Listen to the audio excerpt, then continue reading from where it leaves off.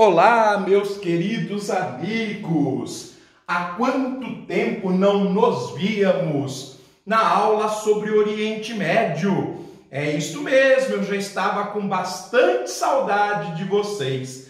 E, gente, hoje nós vamos para a Terceira Guerra Árabe-Israelense, a famosíssima Guerra dos 6 Dias. Por que ela é chamada de Guerra dos 6 Dias? Porque ela começa dia 5 de junho de 1967 e termina no dia 10 de junho de 1967.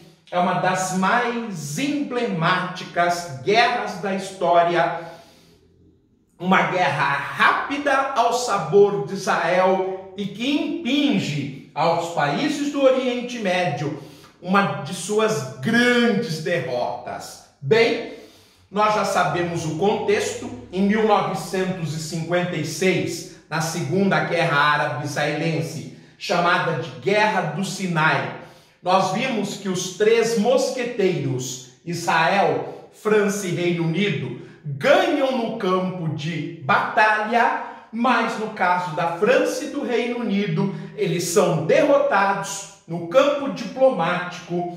E para Israel, a situação fica neutra. O que acontece é que com esta vitória diplomática, geopolítica, o presidente do Egito, Gamal Abdel Nasser, ele consegue agregar e congregar todos os interesses dos árabes, ele que vai catalisar esse interesse a partir do ódio que os árabes têm para com o Estado de Israel. E eles vão se preparar durante 11 anos, de 1956 até 1967, armados sobretudo pela poderosa União Soviética.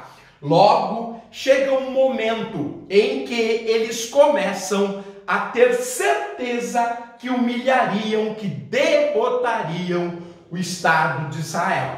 Mas não foi isso que aconteceu. As rádios e as televisões, sobretudo egípcias, já davam como certo o fim do Estado de Israel. Em uma manobra aérea impressionante, nos 3 primeiros dias da guerra, já na madrugada do dia 5 de junho de 1967, os radares árabes detectaram como se fosse uma manobra de fuga dos caças israelenses em direção ao mar Mediterrâneo. É como se eles estivessem fugindo de Israel, já sabendo que haveria uma catástrofe na invasão coordenada. Porém, surpreendentemente, esses caças, eles vão bombardear, a partir dessa manobra dissuasiva, todos os grandes aeroportos dos vizinhos que se preparavam para a guerra. Foi uma manobra brilhante.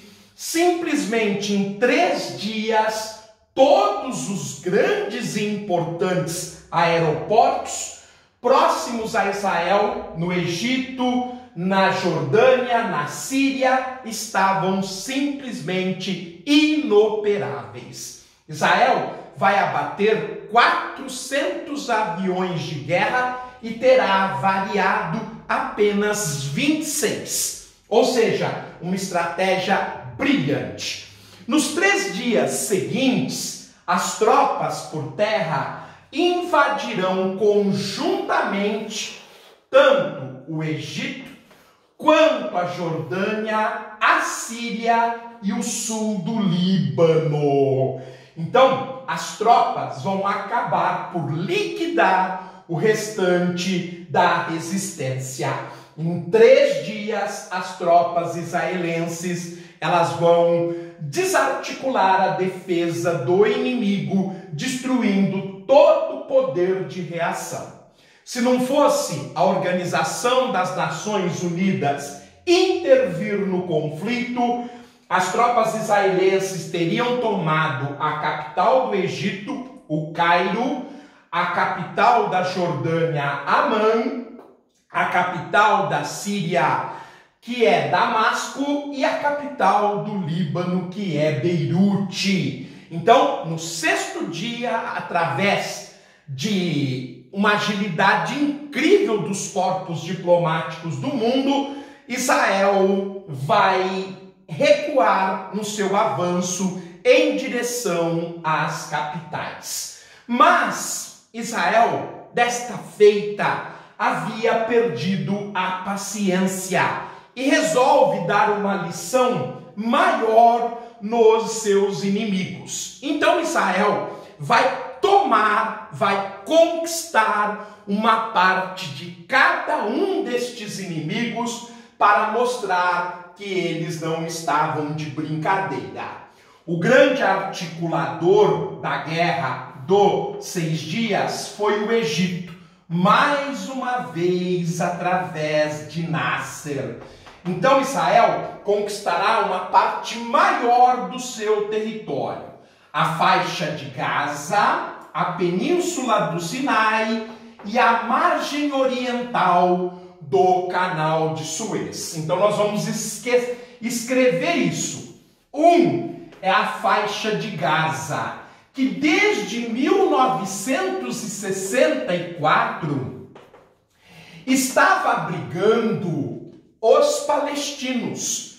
Parte dos refugiados palestinos das guerras anteriores começavam a se organizar na faixa de Gaza, inclusive tendo criado a OLP, a Organização para a Libertação da Palestina, que terá basicamente 2 facções, o Hamas e a Al-Fatah. A Al-Fatah, ou simplesmente Fatah, é um braço mais político, enquanto o Hamas vai ser um braço mais militarizado. Também vai anexar a imensa península do Sinai. O território israelense vai ficar grande como nunca. Ele que originalmente tinha pouco mais que 20 mil quilômetros quadrados, vai triplicar de tamanho.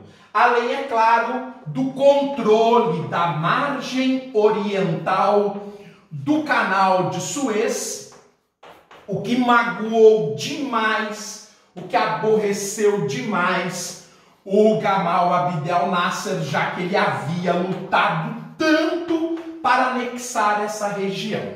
Bem, embora não oficialmente Israel tenha anexado, mas ele vai manter as suas tropas numa faixa de segurança de 10 quilômetros no sul do Líbano.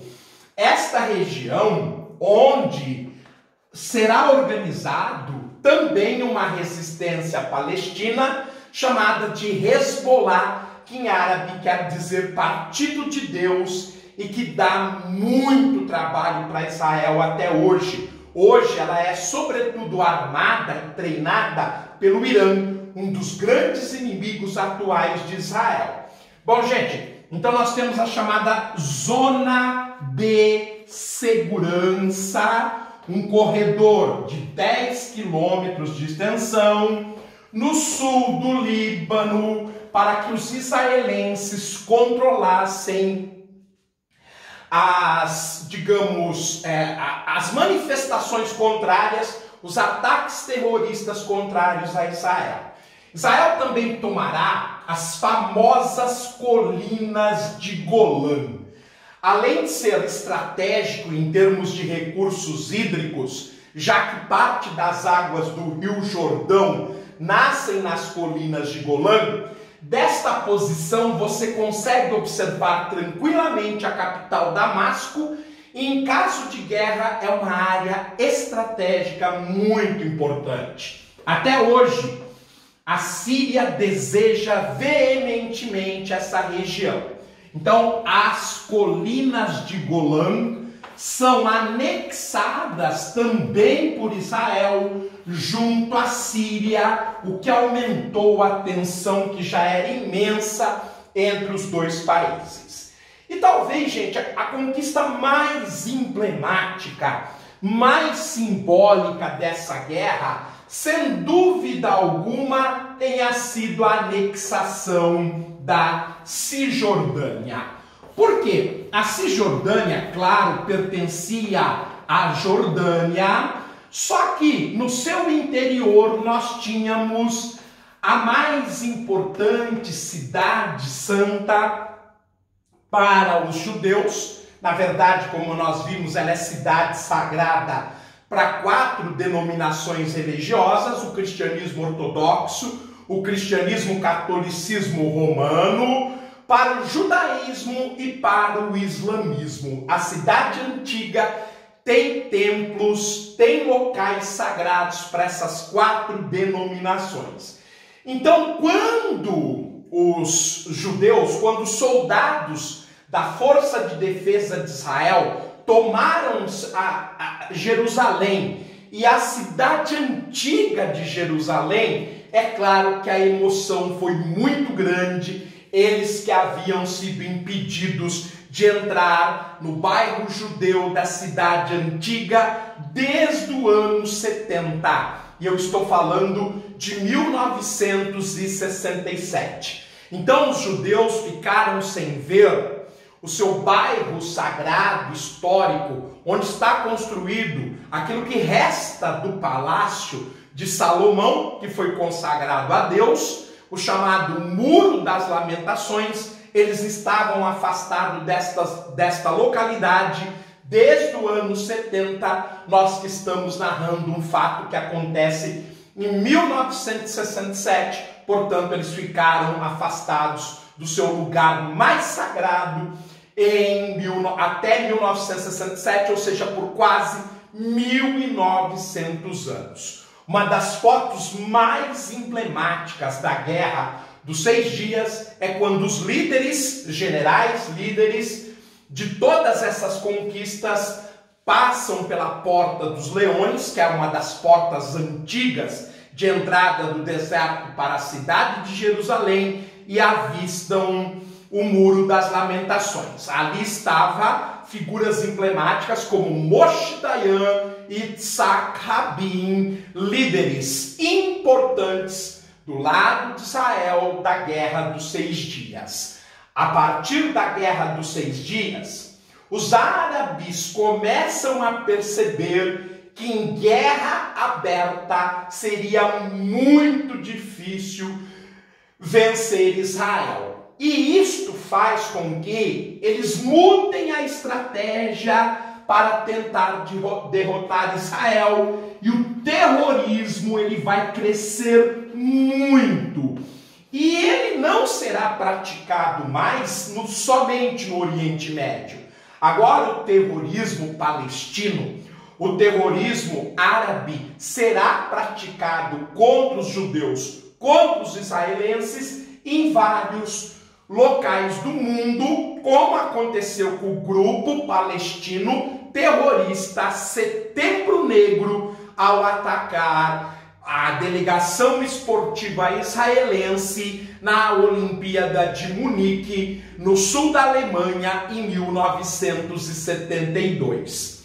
Podemos dizer então que a causa palestina, sobretudo na faixa de Gaza, a tentativa de criação de um Estado palestino, de sua organização política e o crescimento do terrorismo internacional são consequências bem claras da Guerra dos 6 Dias. Meus caros, foi um prazer contar para vocês a Guerra dos 6 Dias, a terceira guerra árabe-israelense. Temos apenas mais uma guerra árabe-israelense, que é a Guerra do Yom Kippur, de 1973, que causa, como nós já sabemos, a primeira crise mundial do petróleo, mas eu terei o prazer, num próximo encontro, de contar para vocês a quarta e última guerra árabe-israelense. Muito obrigado, até a próxima, fiquem bem, tudo de bom.